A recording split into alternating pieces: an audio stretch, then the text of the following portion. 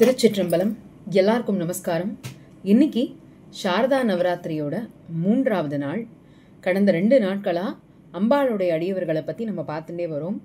இன்னைக்கு 3வது நாள். இந்த 3வது நாள் நம்ம எந்த ஒரு அம்பாளுடைய பக்தரை பத்தி பார்க்க போறோம் அப்படின்னா, நீலகண்ட தீக்ஷிதர் அப்படின்னு ஒருத்தரை பத்தி தான் இன்னைக்கு பார்க்க போறோம். இந்த நீலகண்ட தீக்ஷிதர் யாரு அப்படின்னா, மதுரையில இருக்கிற மீனாட்சியோட பரம பக்தர். மீனாட்சிய தன்னுடைய ஆத்மார்த்த தெய்வமா வணங்குறவர் இந்த நீலகண்ட தீக்ஷிதர். அதுவும் இல்லாம அப்ப மதுரை ஆண்டிருந்த ராஜாவுடைய சபையில தலைமை அமைச்சராகவும் இருந்திருக்கார் இந்த நீலகண்ட தீக்ஷிதர். அப்ப என்னன்னா, மதுரையுடைய கோவில்ல திருப்பணிகள் நடந்துட்டு வர நேரம். இன்னும் குறிப்பு சொல்ல போனா, இந்த புது மண்டபம் இருக்கு இல்லையா மதுரை கோயில்ல, அந்த புது மண்டபம் இவருடைய மேற்பார்வையில தான் எடுப்பிச்சு கட்டப்பட்டது. அப்ப இந்த புது மண்டபத்துல பார்த்தோம் அப்படின்னா நிறைய சிலைகள் இருக்கும். அதுல ராஜாவுடைய சிலையையும் ராஜாவுடைய மனைவியான ராணியுடைய சிலையையும் வைக்கிறது அப்படின்னு ஒரு முடிவாருது. அப்ப என்ன ஆறுது அப்படின்னா, அந்த ராணியுடைய உடம்புல ஒரு தொடை கிட்ட ஒரு இடத்துல ஒரு மச்சம் மாதிரி ஒரு வடுவானது அந்த சிலையில விழருது. அந்த ஸ்தபதிகள் எத்தனையோ தடவை முயற்சி பண்ணியும் அந்த மடு வந்து விழாம அந்த சிலைய பண்ணவே முடியல.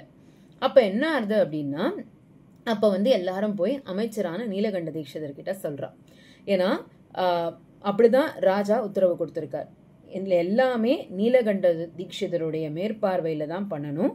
இதுல ஏதாவது சந்தேகம் வந்ததுன்னா நீங்க நீலகண்ட தீக்ஷிதரையே கேட்டுக்கலாம் அப்படின்னு ஒரு உத்தரவா கொடுத்திருக்கும் பொழுது, இந்த மாதிரி ஏன் ராணியுடைய சிலையில மட்டும் இந்த மாதிரி ஒரு வடு விழுந்துட்டே இருக்கு, நாங்க எவ்வளவோ முயற்சி பண்ண பாக்குறோம், ஆனாலும் அந்த வடு மட்டும் நிக்கவே இல்லையே, விழுந்துட்டே இருக்கே, ஏன் அப்படின்னு சொல்லி நீலகண்ட தீக்ஷிதர் கிட்ட போகும்பொழுது, நீலகண்ட தீக்ஷிதர் ஒரு ஆத்மார்த்தமான மீனாட்சி பக்தர்.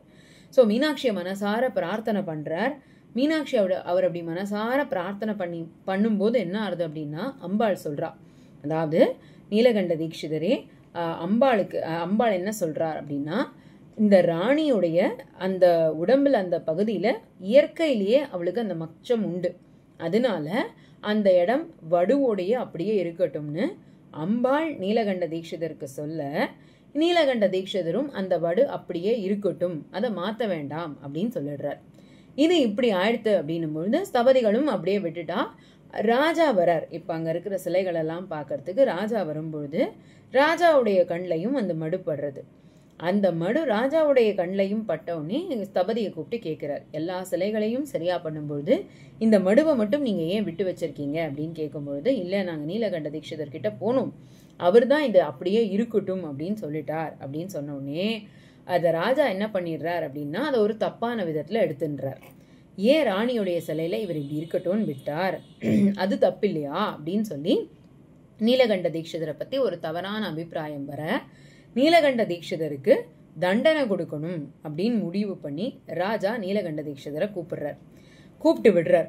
ஆட்கள் மூலமா கூப்பிட்டு விடுறார். அப்போ நீலகண்ட தீக்ஷிதர் மீனாட்சியுடைய பூஜையில இருக்கார். தன்னுடைய வீட்லேயே ஆத்மார்த்த தெய்வமா வச்சு பூஜை பண்றவர் மீனாட்சிய. அதனால மீனாட்சியை பூஜை பண்ணும் பொழுது இந்த மாதிரி காவலாளிகள் வந்து நின்று ராஜா அவங்கள கூப்பிடுறார் அப்படின்னும் பொழுது, ஒரு நிமிஷம் மீனாட்சியை நினைக்கிறவருக்கு தெரிஞ்சு போயிடுறது, ராஜா தன்னை எதுக்கு கூப்பிட்டுருக்கார் அப்படின்னு தெரிஞ்சு போனோடனே அப்படியே அம்பாளுக்கு ஆரத்தி காட்டி, கல்பூர ஆரத்தி காட்டி, அதே கல்பூர ஆரத்தி எடுத்து தன்னுடைய கண்கள்ல வச்சுன்றார். இப்போ கண்கள் வந்து தெரியாம போயிடுறது நீலகண்ட தீக்ஷிதருக்கு. ஒரு பார்வையும் இல்லை. தகதகன்னு எரியிற நெருப்பு அம்பாளுக்கு காட்டின கல்பூர ஆரத்தி அதை அப்படியே எடுத்து கண்கள்ல வச்சுட்டதுனால கண்கள் பொசுங்கி போயிடுது. 2 கண்லையும் பார்வை இல்லாம போயிடுது. இந்த விஷயம் ராஜாக்கு தெரிஞ்சு போயிடுது. அப்போ ஒரு ராஜா தன்னுடைய மனசுல நினைக்கிறதையே நீலகண்ட தீக்ஷிதரால தெரிஞ்சுக்கும் பொழுது, தன்னுடைய மனைவியுடைய உடம்புல இருந்த ஒரு மச்சமா அவருக்கு தெரியாம இருந்திருக்கும். இப்படி ஒரு பக்தரை நம்ம தெரியாம இப்படி பண்ணிட்டோமேன்னு ரொம்ப வருந்தி போய் அந்த நீலகண்ட தீக்ஷிதர் கிட்ட ராஜா வந்து மன்னிப்பு கேட்கிறார். மன்னிக்கணும், நீங்க எவ்வளோ பெரிய பக்தர், உங்களை போய் இப்படி நான் தெரியாம பண்ணிட்டேனே அப்படின்னு சொல்லும் பொழுது அவர் வந்து மன்னிப்பு கேட்கிறார். மன்னிப்பு கேட்டு இப்போ நீலகண்ட தீக்ஷிதருக்கு பார்வை தெரியல. பார்வை தெரியல இல்லையா? அப்போ பார்வை தெரியலன்னாலும் மீனாட்சியுடைய கோவிலுக்கு அவர் வராம இருக்கவே மாட்டார். ஏன்னா ராஜா கொடுக்கணும்னு நினைச்ச தண்டனைய தனக்கு தானே கொடுத்துட்டார். இப்ப 2 கண்கள்லையும் பார்வை இல்லாம போயிடுது.